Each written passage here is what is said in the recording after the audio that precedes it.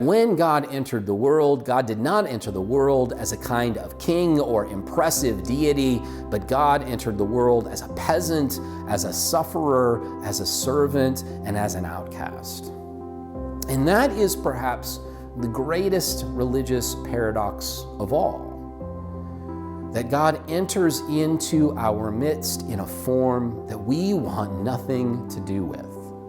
I think David Bentley Hart puts it best in his book, The Beauty of the Infinite, when he talks about this very same idea. And here's what he says in this book. He says, the scandal of Christianity's origins,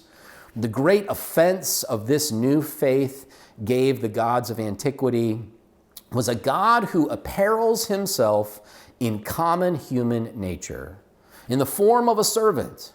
who brings good news to those who suffer and victory to those who are as nothing, who dies like a slave and an outcast without resistance, who penetrates to the very depths of hell in pursuit of those he loves, and who persists even after death, not as a hero lifted up to Olympian glories, but in the company of peasants, breaking bread with them and offering him the solace of his wounds. That is the God